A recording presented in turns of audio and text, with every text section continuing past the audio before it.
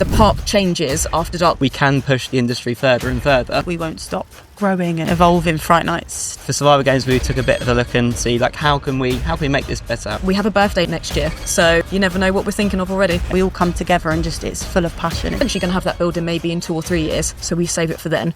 Double the amount of actors we've ever had before roaming through the park. There's a lot of detail that goes into it, but I don't know how much I want to say. It cuts to darkness and you just plummet down, and you can literally hear the screams go. Literally jumped back, so I was like, Yeah, it's my favourite minute. Do you guys have any little teasers, little juicy bits of gossip you can share? We have started.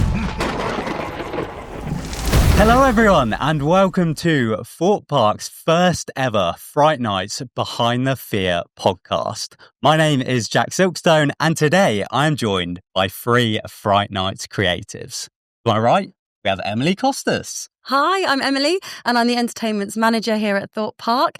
So my role looks after producing our shows and entertainment offerings from internal creative, so that could be characters, storyline and costumes. I also look at our performance quality, directive and castings for the event. And then once the event is up and running, I'm also involved in the operational side too. To my left, we have Steph Ricketts. Hello, I'm Steph and I'm the creative manager for the park, so I get to look after Parkwide theming, park atmosphere, and I get to deliver Fright Nights as an overall event with many different departments here at the park. And over the past few years, I've been the entertainment's project manager for Fright Nights specifically. And we have Mike Watson.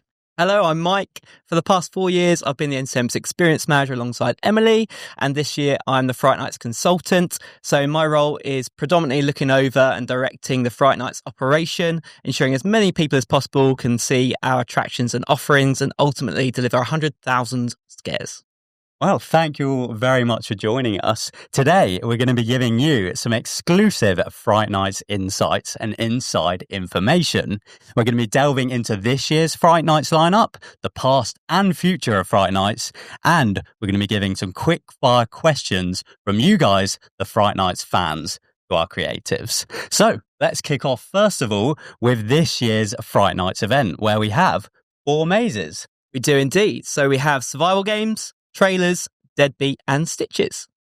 And joining those mazes, we have 2 scare zones. We do. We have the Crows of Morecambe Meadow, which is in its 5th year, and we also have new for this year, Purgatory Town. Amazing. And we also have 2 brand new shows for this year. We do. So we've got Creature Campus, Shock to the System, in its 7th year for the show, but in its new element.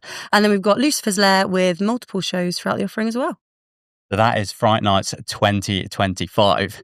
But first of all, I'm going to start things off with a little quickfire question for you all. Sent in from the viewers. What is your biggest fear? What scares you guys? Oh, biggest fear. I don't know how much I want to say. Mine's definitely tight spaces, like claustrophobic. Claustrophobic, Yeah, I'm really okay. claustrophobic.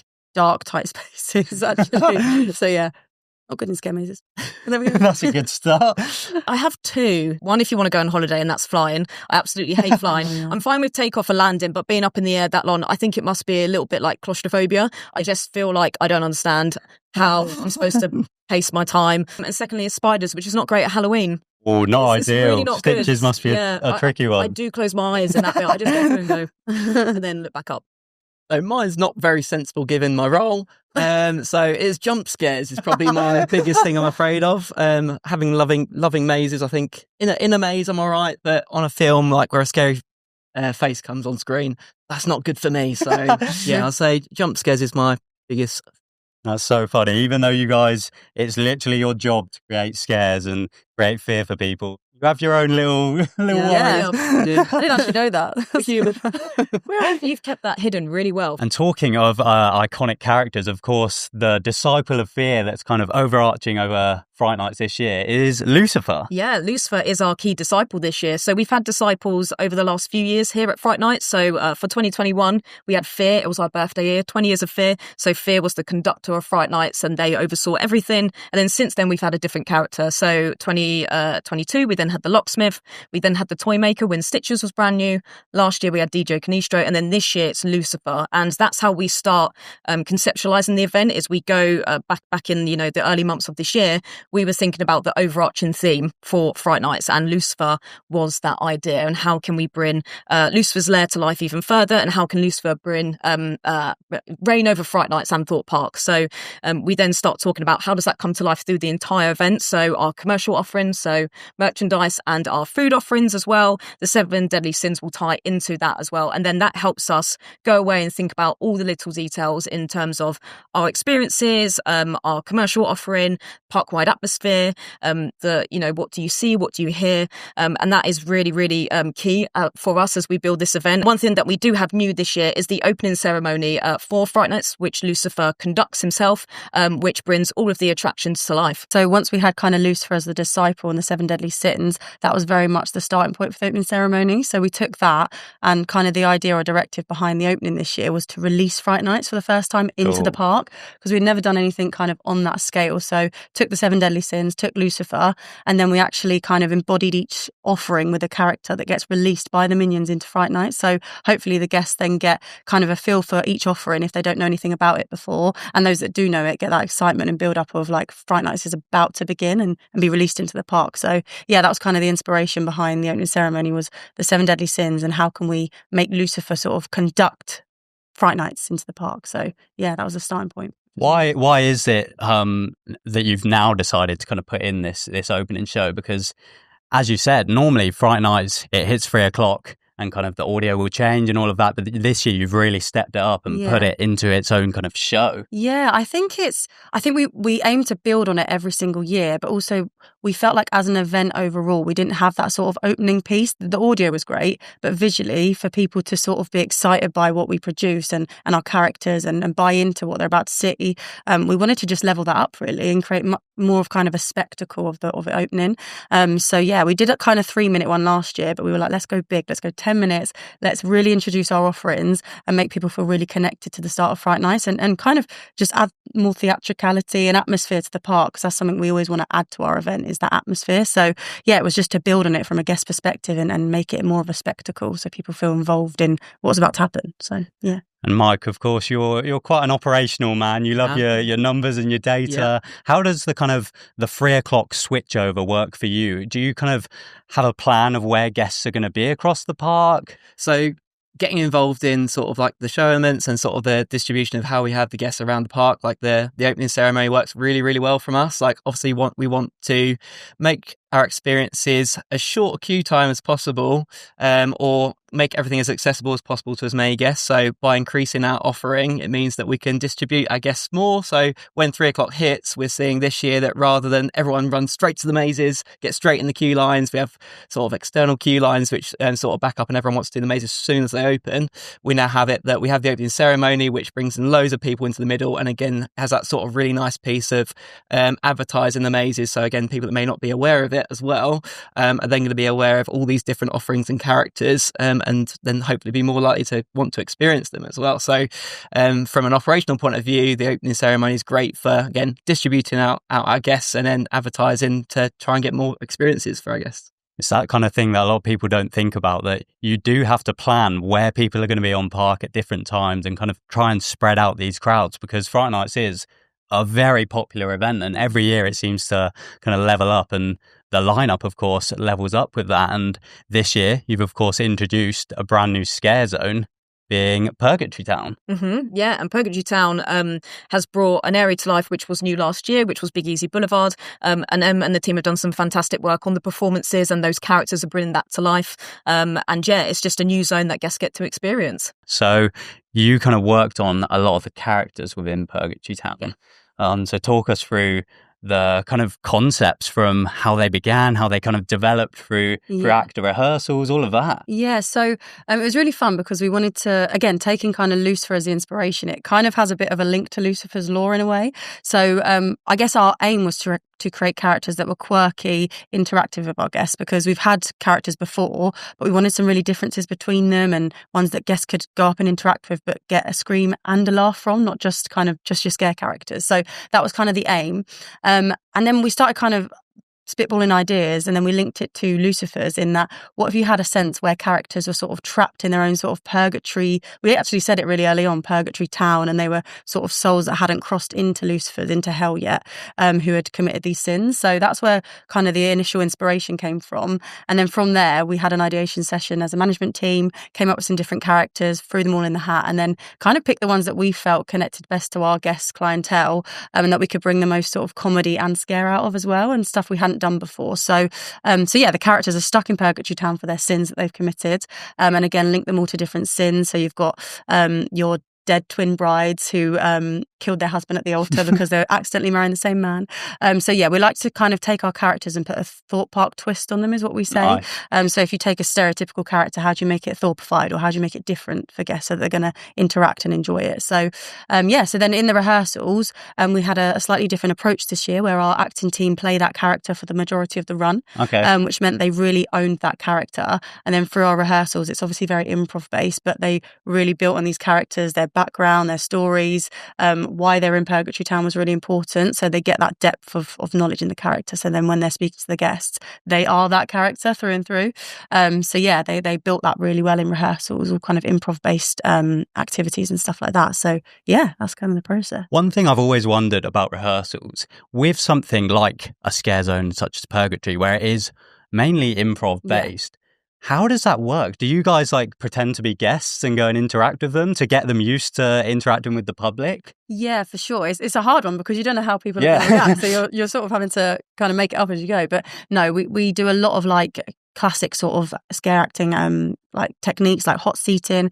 We do utilize other people as the guests. So we do practice, what a guest would say, so that kind of you're training yourself to be that character, so you can come up with different answers based on what they say and stuff like that. So yeah, it's a lot of different techniques to get them used to that. So we'll sometimes split the cast in half. They'll do their characters, the other half of the cast will be the guests, so that you can get used to sort of coming up with stuff on the spot. So yeah, definitely use each other to be guests. Nice. I've got a quick fire question that leads me nice back to Purgatory, but a quick fire question for you all. How long have you guys been involved with Fright Nights, all individually? How many years are we talking? So I've been doing Fright Nights since 2011. Wow. But I had a few years out, so this is my 12th Fright Nights. So for me, this is my 9th. So I've sort of done lots of different roles throughout the time. So I actually started as a senior host in Platform 15 in 2017 when I was a rides host, and actually Emily was performance captain of the Sleeper Express of Platform. Of Platform 15 as well. So it's weird that we started on that sort of same journey. Yeah. I did like the maze duty role, then was a performer for a couple of years, and then worked into the entertainment experience manager role. So yeah, done a lot of different things that have been a mix of operational, creative, performance, lots of different bits. Yeah. Emily? It's my 11th now. Wow. So yeah, which is crazy when you say it out loud. You're like, how? 11. But yeah, so I started as a scare actor in 2015. So Steph was the manager then. I was team leader. Then. Yeah. So yeah, I was scare actor in Saw Alive, and then kind of same journey, did like captain, team leader, and then just kind of once you're in it, you never leave. You stay all the time, especially in Fright Nights. So yeah, 11. I find Fright Nights is such a wonderful place to be that you always end up, if you leave, you always end up always coming back. And there's always a part of you that stays with Fright Night. So similar to these guys, like I started off as a performer as well, and then show captain and team leader and entertainment experience manager. But no matter what role you have here in Fright Nights, with all of our roles combined or what our team do, there's always something special about Fright Nights. And I think that's why so many people do so many years and so many return here. Yeah. So, Mike, you're the only one that's not double digits. No, you're nearly there. Yeah, nearly there. 32 years between us, isn't it? Yeah. 36. Still Wow. big number. Yeah, a lot. It's a big number. Yeah. That's amazing. Yeah. So over the years, you guys have obviously performed in multiple attractions. You've been team leader of multiple attractions. How have you found that the event has kind of evolved over the years? And especially in regards to Purgatory, with a kind of roaming team? Because back in the day, I remember they had like the red cloak roaming team. Yeah. How has that kind of aspect of the event evolved over the years? The event has just grown and grown and grown, and there's so much variety. And I think we could, I speak for all of us in our team that we're so proud of how big the event has grown and the type of offerings that we offer. But we always used to have a roaming team who would walk around as a group and would scare people, and that would be their main role, was to just chase our guests across the park and give them that bit of fear, and if they didn't want to go through the mazes. But I think from a Roman point of view, I think the talent and the show's direction in that, and the theming and the props and the set that we give our actors to play with to bring these worlds to life has massively evolved, and it just comes as a full production now. It doesn't just come as, I know we have Roman elements as well, such as entry Roman on the bridge when guests come in, but I think wherever we go, we see it as a package instead of just performers performing and interacting with our guests. I think as well, kind of over the last few years for us, our guest feedback has been a lot around Roman performers, so that's always been something that our guests have always wanted more of or wanted to see more of. So I think with Purgatory Town this year, part of it was that as well, was giving our guests what they want to see, and those more interactive elements. Same with the opening ceremony. It's the first thing that people now see is a team of double the amount of actors we've ever had before roaming through the park to get to the opening. So I think it was also based on what our guests want a lot is roaming performers. So we wanted to add that in more this year than we ever have before as well. I'll say as well that the quality is just sort of raised year on year just through natural. A lot of experience, as we said, 32 years between us. There's a lot of experience, and we've sort of brought new roles in. We've built our management team a lot, to the point that even with the amount of performers that we're hiring, it's gotten up and up and up every year. We're now at roughly 300 performers, which is huge. So again, the talent pool that we're sort of attracting in is really, really good. It's always on the up. I think that again, we're so passionate and have a lot of attention to detail that we just want everything to be better. And we're now looking at as we were saying earlier, like the really small level of details that before would have seemed really ambitious, but we just like to go up and up and up. Yeah, we're going to delve into all of those kind of details that the average guest just wouldn't even notice, but for you guys, it's that kind of makes the event. Well, another kind of addition at Fright Nights this year, and something that you've put a lot of effort into, is survival games, which has had a bit of an overhaul. Talk to me about the work that's been taking place over there. Fright Nights is a 12-month round project, and we're always looking at improving and looking at what our current offering is and how we can level it up, make it better. And I think survival games was one for us that we all agreed as a management team that going into now its 4th year, we wasn't seeing sort of the level of feedback that we want it to be achieving in its 4th year versus some of our other mazes and attractions which are actually flying.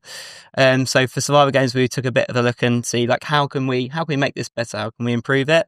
And one of the primary things is that is sort of related to value for money and guest experience is around the amount of scares you have. You want to be scared. That is the basics of it. So we looked at, again, how can we make as many scares as possible and sort of decrease the variance that we were sort of seeing with the free flow element.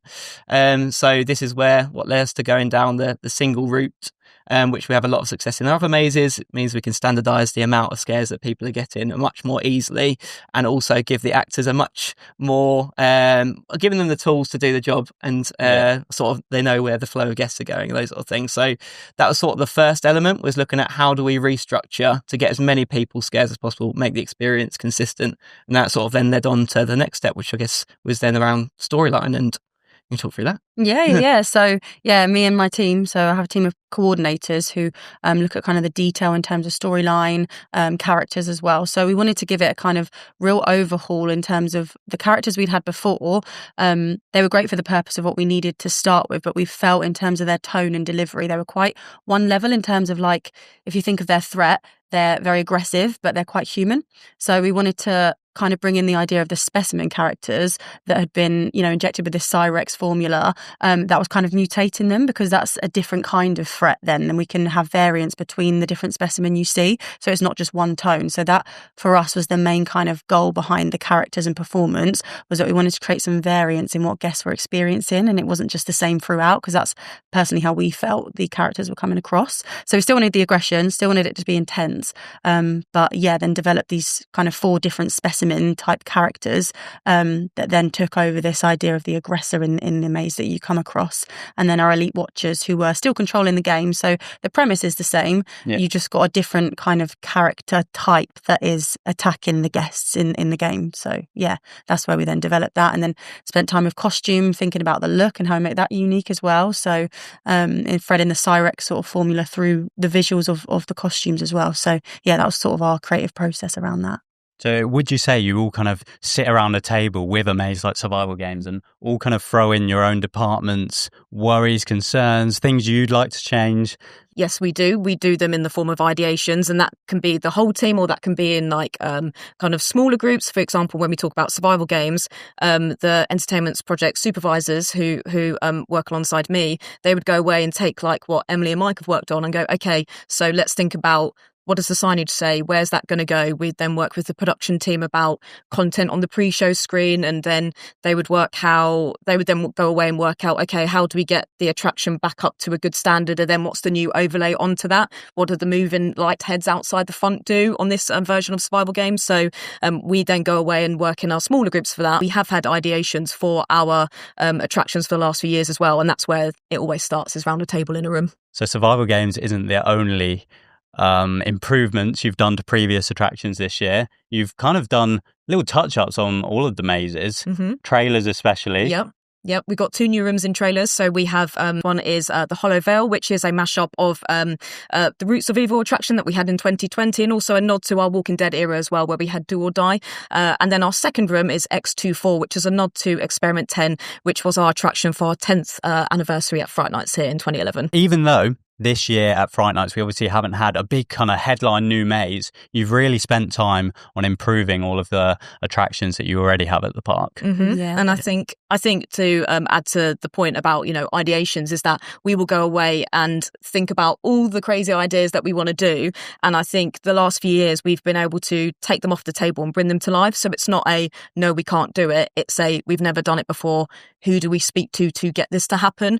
So things like the trailers rooms, for example, we won't just decide what rooms that we want to put in. We'll look at the data. So, these guys go away and collect data from our guests and what the results are saying. And then we'll go, okay, this is what the guests want to see. So, for example, in 2022, the Dolls room in trailers was one of the highest scoring rooms from our guest point of view. So then that led us down the path of looking at the Stitches theme for 2023. That's what the guests were saying that they love and want to see more of. So the trailers rooms were based off of data. And actually, trailers has peaks and troughs in its journey. So you go from the first room being intense and then the second room being fun. Yeah. Then you go to the third room and it's something completely different. You might have a character who speaks. The next is more creature vibe.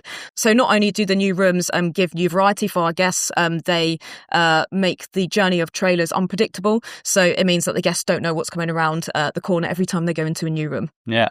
And when we talk about kind of guest data that you guys will look at, what do you actually mean by that? Do you stand outside of a maze and listen to kind of their screams as they're coming out, or are there actual numbers that you dig into? Yeah, so we have a number of different ways that we collect data, but we like to collect it mostly like right on in the moment, really. Like we have our performance coordinators stand literally at the exit to the maze, or the performance captains, and get the raw sort of emotion that people have felt just moments before. So we like to get as much data as possible through Fright Night, so that again, once we get all of that data set, we can start to look into any trends.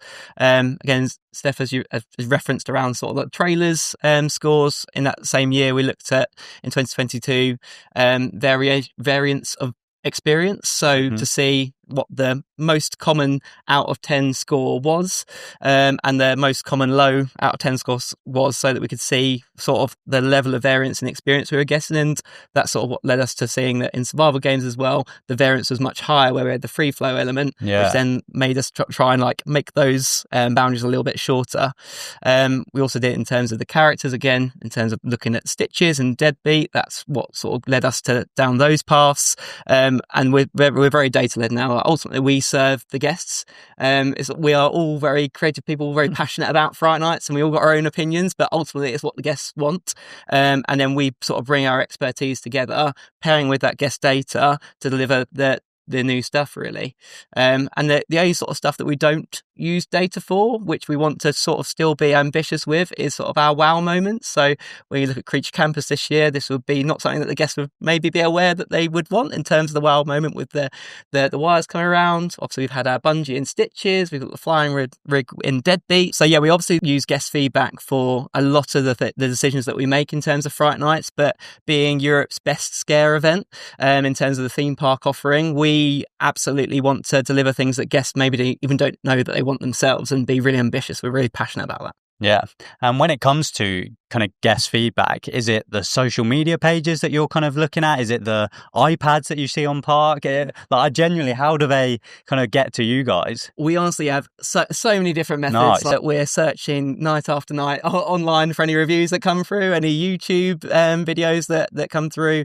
It's a really good way of capturing in the moment feedback. We like to stand there and be in the detail ourselves, and obviously we go through the offerings, we experience them, but ultimately we see things through a very different eye to how our guests will, and we will maybe be more critical or more forgiving of certain things, and I guess we'll see it that are seeing it completely fresh. So yeah, we'll obviously look through all the different social medias. So if you ever do have a feedback or a review as well, as much feedback as possible is what we want, because we absolutely use it. Like, the Fright Nights is for our guests, so that is really important. We go through every single avenue. Yeah, we also get sent the product scores as well. So when you are on Park, you can do a KPI.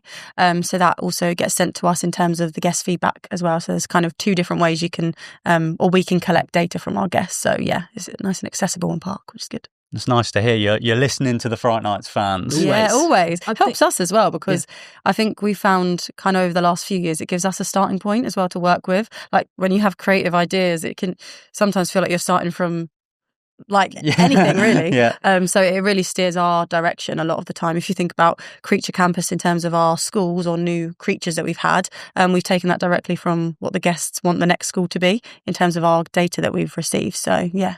Do you guys still get scared at Fright Nights, or are you so numb to it that you can just stand back with a smile, or do you still get the odd jump scare every now and then? Tell you what, going through a scare maze, and I think if we're made jump, we'll always do like a round of applause, because again, we again are very desensitized to it, sort of in the moment. So if someone does something that's unique, creative, we've not seen before, then absolutely we'll jump, and we will find that person. We'll send them a lot of praise to say well done. I was going to say, I got a great one the other day in survival games. It was the one of the strobe container rooms. I did not see the actor at all, and I literally jumped back. So I was like, what? They did a really good job in there. So yeah, no, I personally still get jump scared. Yeah. I had one the other day when we went round Deadbeat. You know, my senses are lowered. I can't see anything. I'm trying to go through, but I know exactly that I'm supposed to walk down that corridor, and the visceral just popped out and scared me, and I just did the biggest and they were so excited they scared me. I heard them go, yes, in the corner like this. But it's really excited that they get excited about delivering those scares still. Yeah. Well, talking of being scared, I've got another quick fire question from one of our Fright Nights fans. Bit of an interesting one, this one. Would you rather be hunted down by Lucifer and his minions, or trapped in Morecambe Meadow with the crows? Ooh.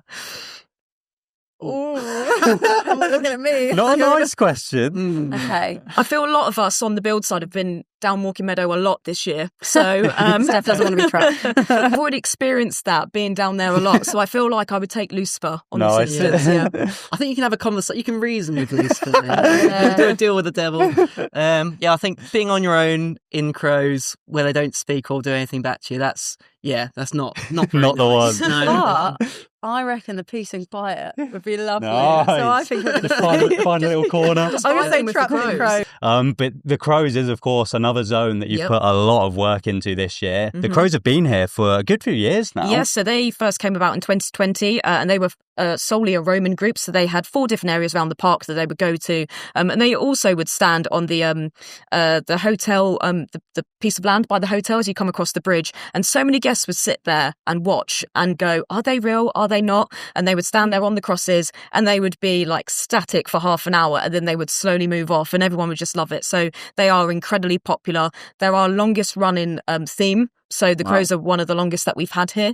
So now we grow crows every single year, and it gets bigger and bigger and bigger. And sometimes it outgrows us, and we're like, wow, this is huge when we're building it. But yeah, it just for some stats, it's 1,000 straw bales, it's 5,000 maize stalks, it's 1,000 pumpkins. So yeah, crows has grown and grown, and the production team have done an amazing job at bringing that to life. And we started off with a very small path in 2021, and then it just grew from that. And then we incorporated 2 routes, and then it has just grown, and the story has been developed over the years as well. And I know yourself and the team have done a lot of work on that.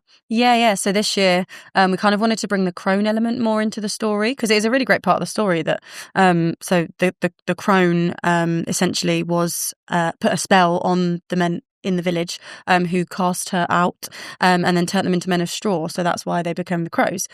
So yeah, that kind of story thread is now in the audio, and then in our new kind of wow moment, which is the pyre. So you see the crone sort of kind of fighting on the pyre, and then she disappears, has this moment in smoke. So yeah, it's just a really cool element that the team have threaded into the story this year. So yeah, hopefully people enjoy that. Yeah, and you obviously then go through the barn. And then the barn, the finale barn, and then she's there again. So, really like put that stamp of the story into it this year, and the audio's different to get that thread through. So yeah, I think it's a really nice uplift actually for this year's Crows. I think the Crows is a favourite part of people's experience as well, because they have been here so long. They're so iconic. Like, everyone knows what they look like. They know that they're tied to Thorpe Park. Now, one thing I really want to touch on in terms of attractions this year is Creature Campus. I know it's your little baby, Emily. It is. I love it. And every year it seems to evolve and get bigger and better. Yeah. So talk to me about Creature Campus, shock to the system. Yeah. So, yeah, it's crazy. Like we were saying earlier, it's its 7th year, and it started off, I always say, as Amity High, a dream and a school bus, and here we are. It was kind of the start for shows for us. So, year after year, we want to build kind of on the production element. A big thing for us this year was a feedback from last year was that not a lot of people could see it very well unless they were in the front row of that sort of Amity Plaza area. So we included a stage this year to elevate the performance, and then we brought in the Franks, which is our brand new school, who are Frankenstein monsters. So it's kind of a bit of a different story this year, where Medusa has actually created the Franks herself. So that's kind of a different take on it for us, where usually it's more of a school versus school, but we wanted to kind of battle, and the battle's still there, but we wanted to kind of change up how they were brought in, give them a kind of a fresh identity, a fresh feel. So and like I said, put in our own kind of twist on it. So when we first talked about Frankenstein and the monster, you go very like stereotypical, like we start off in that place, but we were like, how do we make it like, unique to us? And then we sort of went with the more lab kind of theme that they were created and sort of brought to life too early because of one of the naughty little snakes. So that's kind of the premise of it this year. They then battle it out. And what I really liked this year from kind of how we told the story is that Medusa actually finishes the same way the Franks started in the show. So you get that kind of full circle moment that their creator has been destroyed by the one thing that she made, so by the Franks. So yeah, I think it's got a lot of heart in the show, a lot of passion. There's so many people that kind of love the story and the lore of Creature Campus that we just have the right people that love it and want to build on it year after year, whether it's people that do the scripts, the choreography, and the lighting, the production. Like, we all come together and just, it's full of passion. It's like such a passion project to build it. So I don't know what we're going to do next year. That's the issue. It keeps getting better and better. So with a show like Creature Campus, where does the creative kind of begin with that? Do you start with the base storyline of the characters, or does it start with the music? Yeah, so it usually starts with the new school or the new characters. So like I said, this year we looked at the data, and zombies came quite high in terms of what the guests wanted to see. So we kind of took that as inspiration for the Franks, and we had the Franks as an idea in general last year. So we start with the school, then we start with, I'd say the story arc is built. So like I will detail 1 to 8 of kind of the different scene beats in the story. So how do we begin it? What's the middle part? Where's the battle come in? How does it build? And then what's the ending? So beginning and end is kind of key. And then from there, I'd say then when the music comes in, that's what really brings the story to life. Yeah. So we don't actually do any sort of script or voiceover work until we've sort of built I'd say the loose structure of the music first. And then we start adding in voiceovers, storytelling throughout the thread. So yeah, I think music is massive with Creature Campus. It tells the story for us. So yeah, working with Archie on the music. So yeah, it's a huge part of it. And then it develops from there. Well, I've got another quick fire question for you guys now.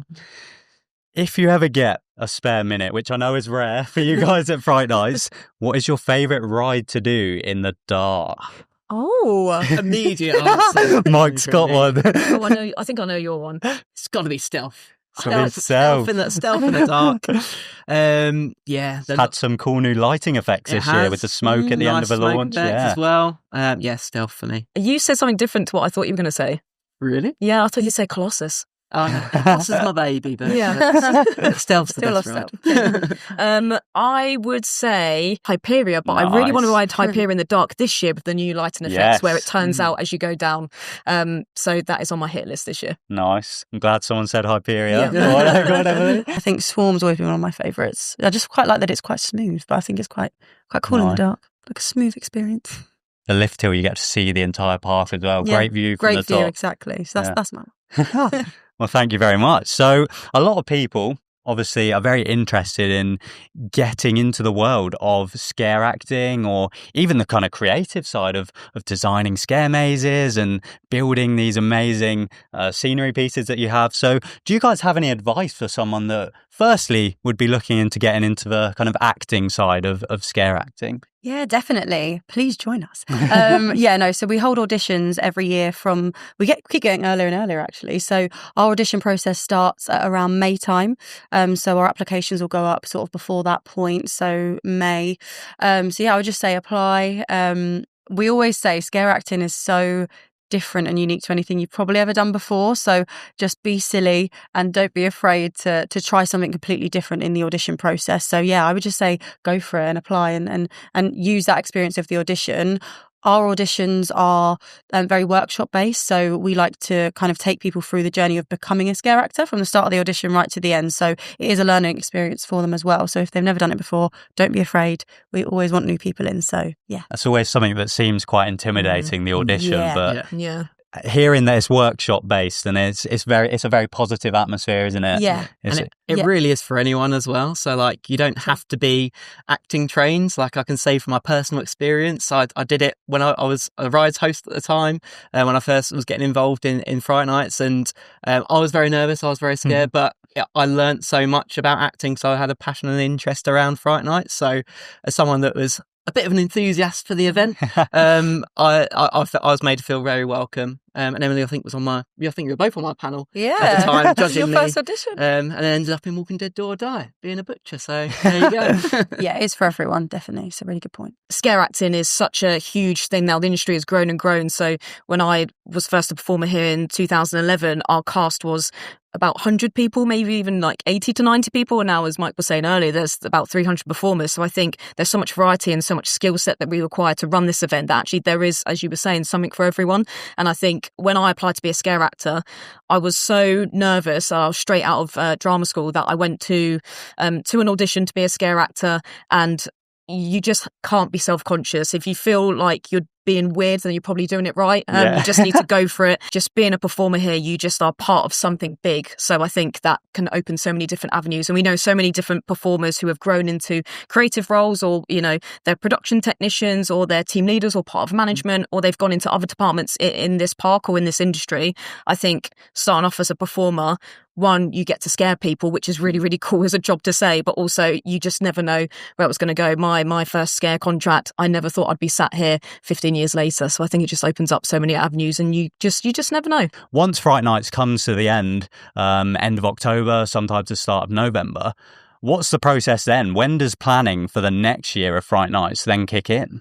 It kind of happens straight away, but the most important thing is to pat down the current year. Yeah. So as soon as Fright Nights finishes and our last guests go, it might be the end of the operational part of the event, but then we go straight into D-Rig, which is about another month to 6 weeks. So that takes us all the way up to Christmas, and we'll then do we'll do wash-up meetings. So we'll then collect all this data that's been picked up across the event.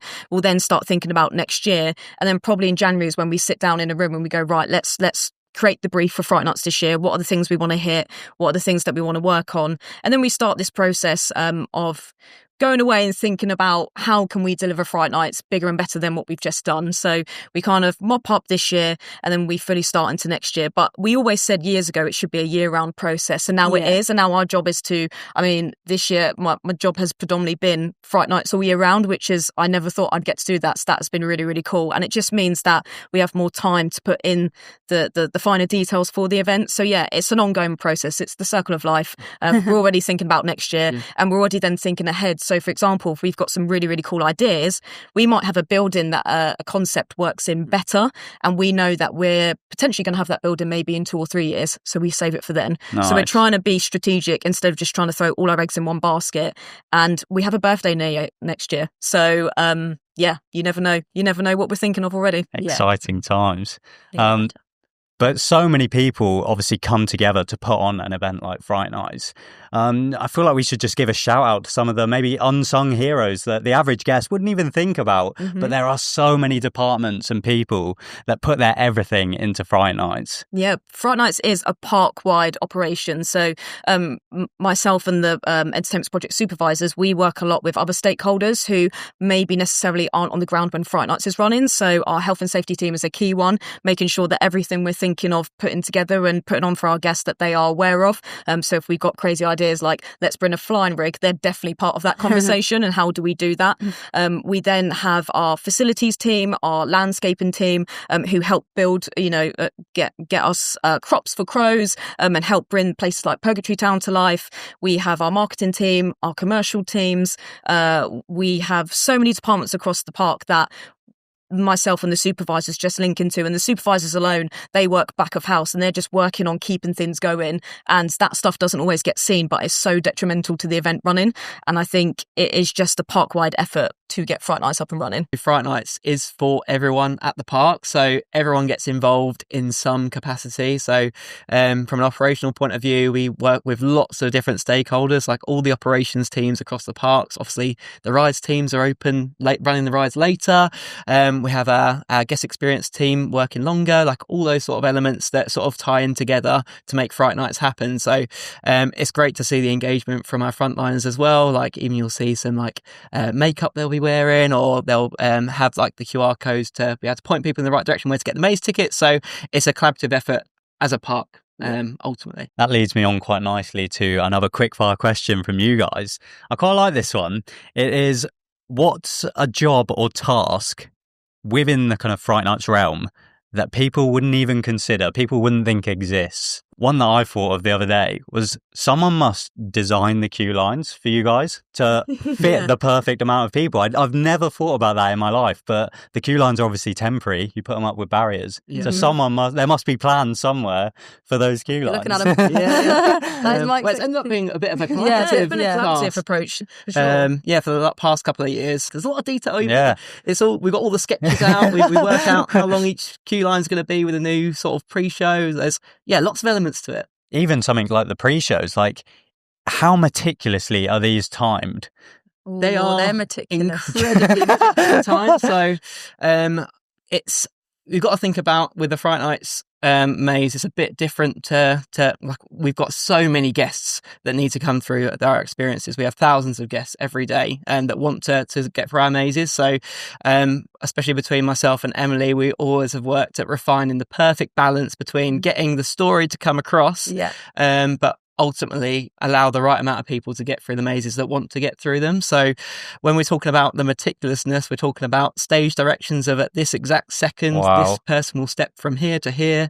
We've now planned in, like if the pre-show actor needs to have a water break, it's within the pre-show. We've like been quite smart around like our techniques around it and done some new things with Deadbeat, what we'd never done before, of bringing the pre-show out of the attraction, which allows us more sort of structure in terms of how we get guests in, more control. There's a lot of detail that goes into it, but it's very, I love that stuff. It's very, very fun. It usually ends up me and Mike go and stand in a pre-show together. I'll have the script, you'll have a timer. We'll be like, right, let's make this work. That's how it works. Yeah, it is collaborative, but yeah, it's quite funny. A lot of probably what I go around and look at and the project supervisors look at is kind of stuff that people wouldn't even think about. For example, we will have a giant snagging list and it will keep growing and growing and growing throughout the entire year. And it's for them to make sure that everything is being ticked off and that it gives these guys a good update of where we're at with the project and are we working on it? Are we yet to start working on it? And they will just manage that. And we will go around and check every single attraction, but it'll be things like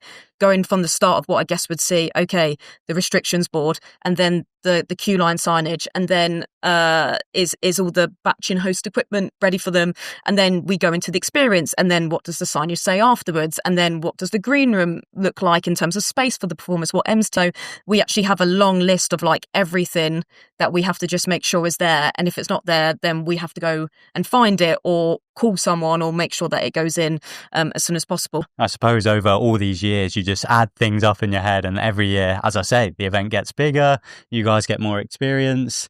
But one thing I've been very excited to talk to you about, Steph, is park-wide lighting. Yep. Because this year, the park looks amazing. It really looks incredible. The guys in the show services team have done an amazing job. So we've been thinking about park atmosphere and park-wide lighting and theming for a really long time. And the supervisors have gone away and researched what makes good atmosphere and what makes a park come to life at Halloween. And we look at loads of different places across the globe, and we just take the main, the main pointers that the other places are doing, and we go, okay, this is what our guests are saying. This is what other parks are doing really well. How can we merge it together with what we're delivering? And then we'll go away. And the supervisors will come up with ideas for smoke locations and what the brand colours should be for like trailers, queue line and stuff. And then the technical show services team have taken that away and they've brought it to life with their own ideas as well. And it's just really brought the park to life. And I love walking around. And if anyone is yet to see it or has seen it, there's a evening swap over, and the times will differ as we get further into the winter months. But the park changes after dark, which is a tagline that we've used for a very, very long time. But it turns on either at 6:45 or 7, depending on dusk, and it just means that the Fright Nights lighting comes to life with an audio takeover from Lucifer, and it's just things like that that just really bring the event to life. Things like ride overlays as well, so Lucifer's speaking as you are being dispatched on Colossus. The supervisor and the show services engineering team have just worked really well to bring that to life, and it just makes such a difference on the park and the atmosphere. You feel like you're at Fright Nights for sure. Even Hyperia this year, it's got like a red overlay, but as the train goes up the lift hill, it kind of lighting sequence kicks in. It has like a twinkle effect, we call it. And then as you get to the top of Hyperia, it cuts the darkness and you just plummet down. And you can literally hear the screams go. But it's so cool to watch, especially at the end when you have the last ride of Hyperia, because guests are just loving it and watching each other go on it. Surely you'd pick Hyperia over a stealth ride bike with the new lighting effects. On a stealth super fan. Maybe we can change that. This year we have to ride. I haven't done it in the dark this year, so it could. There you go. We should all do it. And you haven't been on a ride in the dark. I've been on a ride in the dark this year. Well, talking of atmosphere at the park, there's also some new songs that play at the end of the night, which I've seen on TikTok. People singing along. Yeah, the people are loving it. So similar as Mike was saying, like I too sit there at 2:00 in the morning scrolling and seeing. But yes, we play Bittersweet Symphony, which is at the end of Deadbeat, which came in last year, and it's meant to replicate that feeling after a night out where they play the last song and everyone's singing, got their arms around each other, and then you get blinded by a light because suddenly the lights get turned on. It's 3:00 in the morning and everyone's like, so the idea of playing Bittersweet Symphony, it's become part of an iconic song now for Fright Nights. It's kind of attached to itself to the event. So the idea of playing Bittersweet Symphony for now the park to enjoy was that you've just finished a great day out at Thorpe Park, you're with your mates, you've got, you're singing, you're laughing, you've had a good day, and you can just reflect on that. And it went down so well last weekend. It was all over social, and we saw people with their phone torches out, that once that song had finished, it kind of went to silent. So again, this is where we've listened, or I've sneakily looked at feedback, and we've then created a 35-minute playlist of kind of end of night songs. So you also have Don't Look Back in Anger by Oasis on that. And again, people have been singing to that. And then we go into darker songs. So some of the ones we've used from Creature Campus are in there. You've got a darker version of Toxic in there. So it then just gives a bit of atmosphere with some commercial music. And music is so powerful. And I think, people have already got emotions attached to music, and it's been amazing to see. Like I went down on Saturday and just stood there in Hyperia watching, and then you had people like waving their arms and stuff. And it's just really lovely to see that, one, we listen, it shows we listen to the feedback, two, people are having a good time, and what we put on just makes people day, and I think that's really lovely to see. music's huge for us, I think. Yeah. Like, and every year I think we think, how are we going to find more Halloween tracks? And somehow they're out there. Yeah. So like, yeah, it's massive, and it's kind of a nice challenge to find like the new Fright Night sound or like tracks for the shows and stuff. Like, yeah, it's a massive part of what we do. I think it's one of my favourite parts of my job as well, is working with people that are passionate about music and bits like that. It's so fun. Well, I've got another quick fire question for you guys now. Okay. What is your favourite Fright Nights tradition Ooh. from over the years? Something that you always look forward to every year? Mm-hmm. I've got one off the bat. Who's ready? Go on, I'm Mark. ready. So the Fright Nights induction for me is the absolute most special night of the year. I say it's always like, there's actually one specific minute that is my favourite minute of every year I've ever done Fright Nights. It is phenomenal. The Fright Nights induction happens sort of early September, or this year, the end of August, because we've had a bigger rehearsal period this year. But essentially, it is the first moment where everyone comes together. We've got 350 odd people in the marquee, where we sort of do all the initial training for Fright Nights. And in that moment, right at the end, we have all of the casts get called out in order, their names to stand in their location in the marquee, and they're meeting their castmates for the first time that they're going to make all these amazing memories with together. Yeah. And they're all like, oh, what we in? And then obviously we know because we put them in that area. Then we get the performance captains out on stage. They have their clipboards hidden to their chests with their offering on. Then we have a minute of essentially them just running around the room and sort of teasing the different casts, being like, oh, I could be a captain, I could not be a captain. And then there is essentially a 10-second countdown. And that 10-second countdown is all the build-up of all the emotion, of all the preparation we've done to that point. And say it's like 4 months of auditions we've gone through at that point, a lot of offering, a lot of phone calls, all those sort of things all comes down to this 1 minute, all the casting. And then that 10-second countdown to the reveal, and the amount of elation that is in that room is just so special. It's just like a proper human feeling moment where everyone knows that who they're going to be working with for Fright Nights, who their captain is, and essentially they know their offering and what they're going to be acting as. And for me, like I've experienced that myself firsthand, and I loved it. And I know that it makes a lot of joy for a lot of people. So for me, that is the moment, hands down. Nice. Very good. I think mine is probably on the opposite side. You're at the start. Mine's at the very end. So I think our final sort of show that we have of all of Fright Nights is always a really special moment for me, because so management, team all come and watch the very last show that we ever do, and it kind of sums up the whole event really nicely. And I think for us it's that moment of like, we've done it, like we've done the whole run, we've got to this point. And it's just a really nice kind of like celebratory feeling together, and I think because we're all together in that moment as well, and we're all watching it as a team, like it's just really special. Like Big celebration. It's a big celebration, yeah. And you know, everyone that's worked on it comes and watches it, because it's kind of like just that final moment, and then you sort of breathe, but you're also like, oh, we're going to miss it as well. It's a really like mixed feelings kind of moment. So yeah, I think that's one of my favourite ones, because we all come together and it's so nice. Like you can't really beat that feeling, I think, of like, we've done it and we're celebrating all together. So yeah, and I think for us as well, we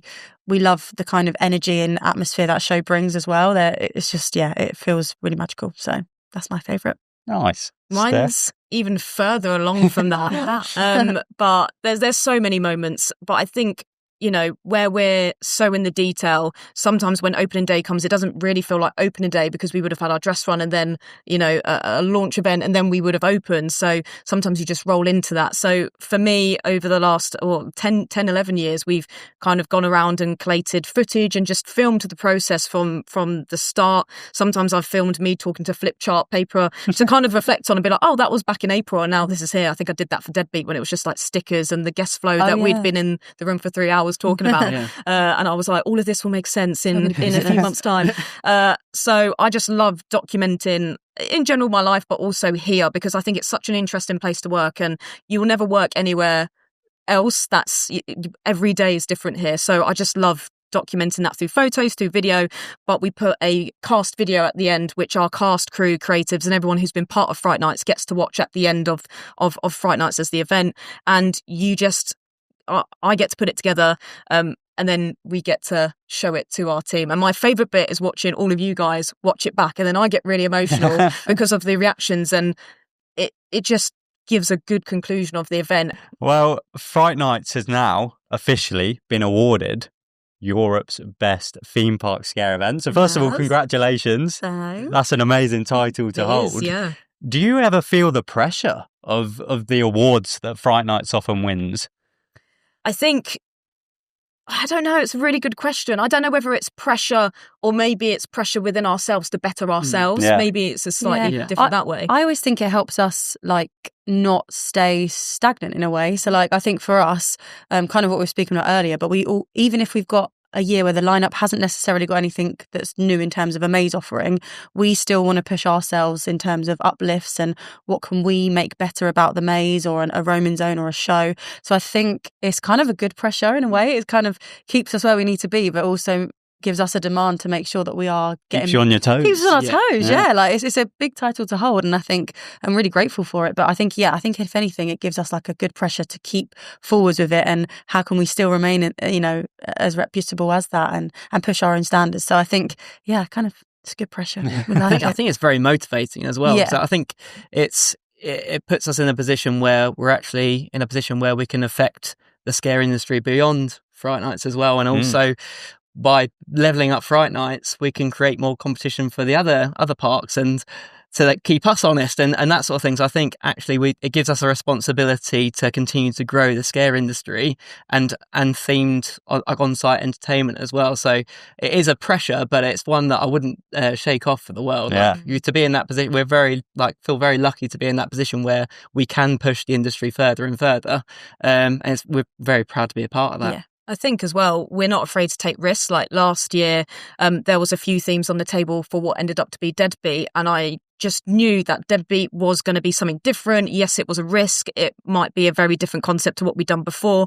The year before, we'd had a very traditional type of scare, which was creepy dolls with stitches and toys coming to life. So this one was the complete opposite. But I think if you believe in an idea enough, and then you just run with it, then the risk is worth paying off. And now people might not necessarily come out saying that Deadbeat is the scariest, but they have so much fun in Deadbeat and they just enjoy it and are entertained. And people also coming in to be entertained as well as be scared. So I think sometimes, as you were saying, Mike, we put the pressure on ourselves to make ourselves even better and then outdo ourselves the next year. And I think we will always go and see other stuff to keep our ideas and our brain fresh, to be inspired by what other people are doing. To be a front runner in doing that is amazing. You've got the people that care in the right positions, and again, we're all very, very passionate about delivering Fright Nights bigger and better. So whatever it will be better than next year and better than next year. We'll always level it up. So we just have to see what happens. For sure. And I think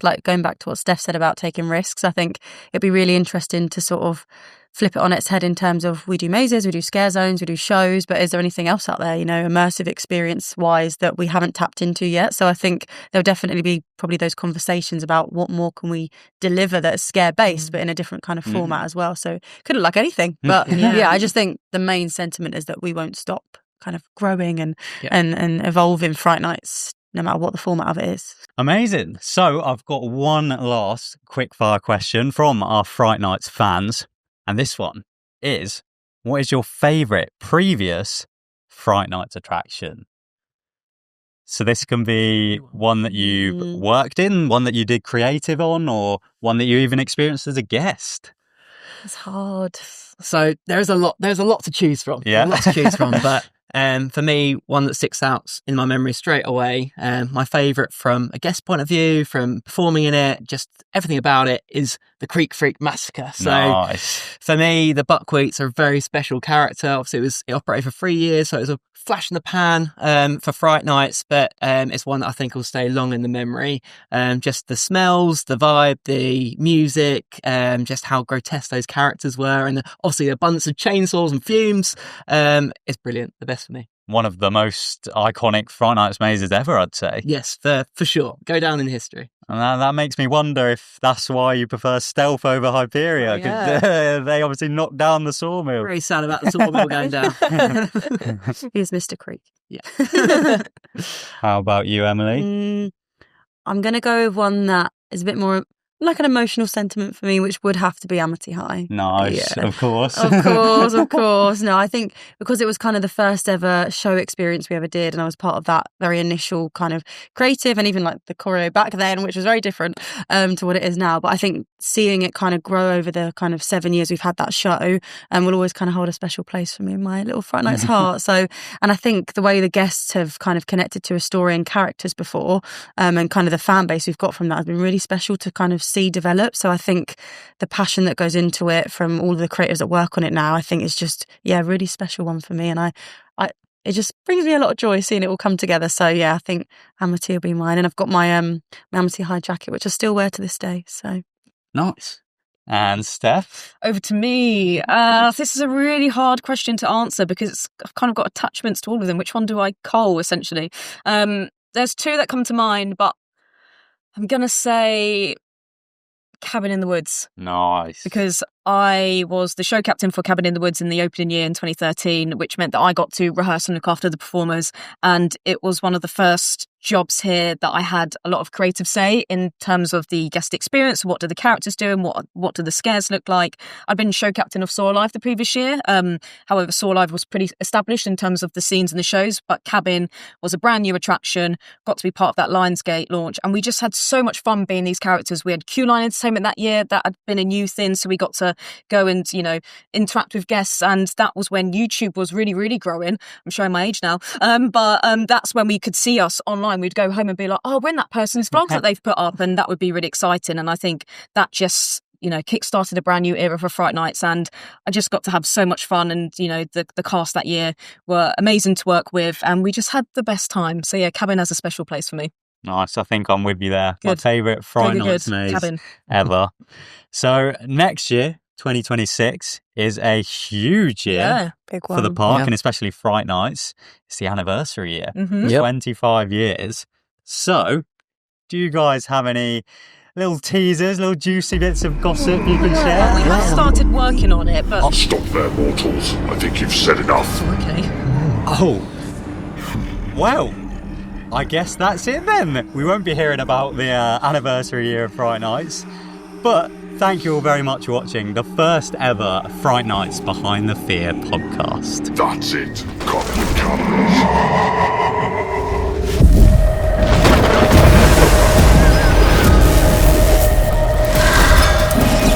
Fright Nights has been amazing. Fright Nights just sums up Halloween. The shows were amazing. Atmosphere's absolutely pumping and really, really good and really immersive. Beautifully scary at the same time. Terrifying, and it's just a lot of fun. Great atmosphere. It's just brilliant overall. 10 out of 10. The best scare attraction in the UK. It's brilliant. The mazes this year are absolutely terrifying. The rides are a lot better in the dark. Mazes, everything 10 out of 10. Fright Nights is an absolutely amazing experience. It's definitely the place to be. Best night of my life. It's terrifying. Easily the best. Just incredible. Fright Nights at Thorpe Park, the home of fear.